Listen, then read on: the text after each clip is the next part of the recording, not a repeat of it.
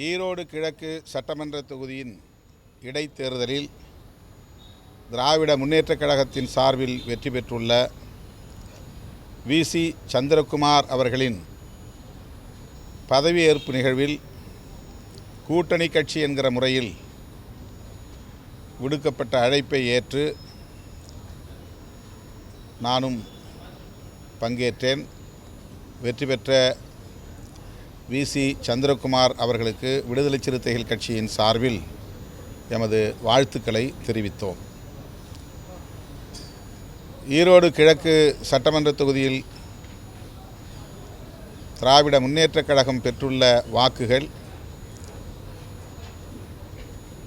இந்த மாநிலம் தமிழ்நாடு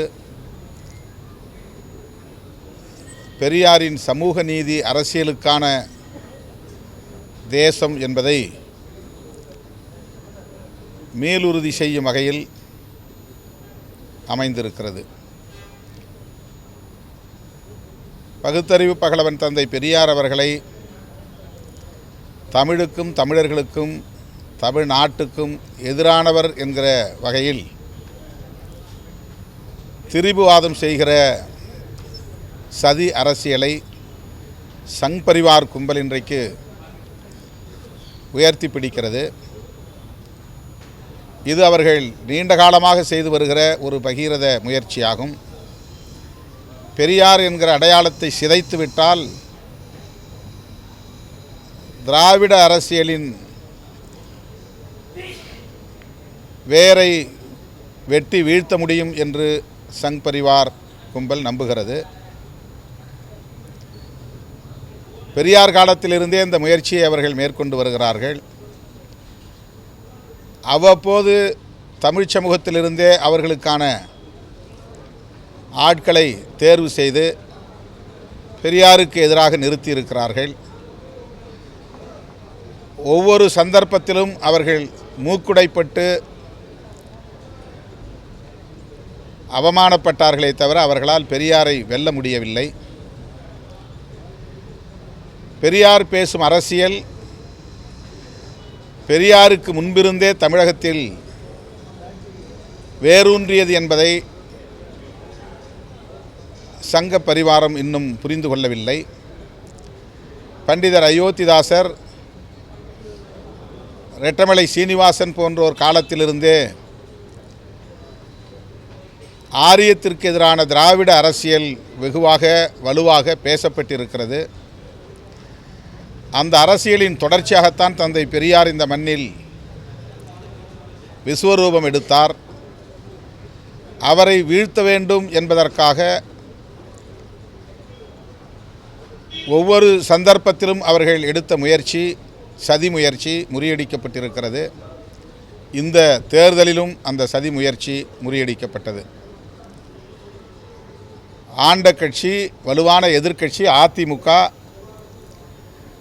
அந்த தொகுதியில் போட்டியிடாமல் பின்வாங்கியதற்கு சங் பரிவார்களின் சூழ்ச்சிதான் காரணம் என்பதை அறிய முடிகிறது. அவர்கள் எல்லோரும் கூட்டு சேர்ந்து திமுகவை எதிர்த்து நிற்கிற அரசியல் கட்சியா என்று விவாதத்தை நகர்த்தினார்கள். ஆனால் அதில் அவர்களால் வெற்றி பெற முடியவில்லை. அவர்கள் செய்த மறைமுக கூட்டணி அம்பலப்பட்டு இருக்கிறது. அதில் அவர்கள் மூக்குடைப்பட்டு இருக்கிறார்கள். ஈரோடு கிழக்கு சட்டமன்ற தொகுதியை சார்ந்த அதிமுக வாக்காளர்களும் கூட அந்த அரசியலுக்கு எதிராக நின்றிருக்கிறார்கள் என்பதுதான் தேர்தல் முடிவுகளில் இருந்து தெரிய வருகிறது. அதிமுகவுக்கும் பாஜகவுக்கும் ஈரோடு தொகுதி மக்கள் பாடம் புகட்டியிருக்கிறார்கள் என்பது இதில் உறுதியாகிறது. ஆகவே பெரியார் அரசியலை இந்த மண்ணில் எவராலும் அசைத்து பார்க்க முடியாது.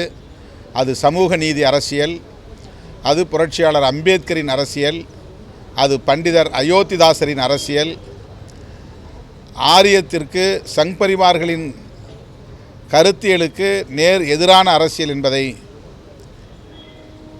பாஜக சங் பரிவார் சக்திகள் புரிந்து கொள்ள வேண்டும் என்று இந்த நேரத்தில் நான் பதிவு செய்ய விரும்புகிறேன்.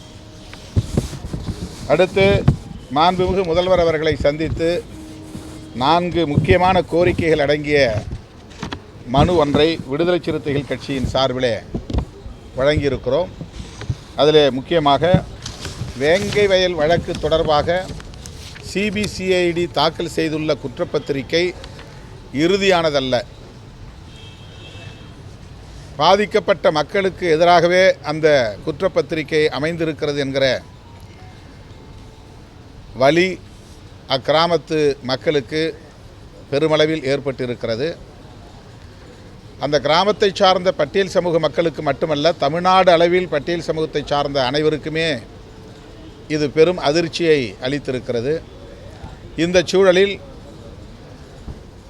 உச்சநீதிமன்றம் அல்லது உயர்நீதிமன்ற நீதிபதிகளில் ஓய்வு பெற்ற நீதிபதிகளுள் ஒருவரை கொண்டு நீதி விசாரணை ஆணையம் ஒன்றை அமைக்க வேண்டும்,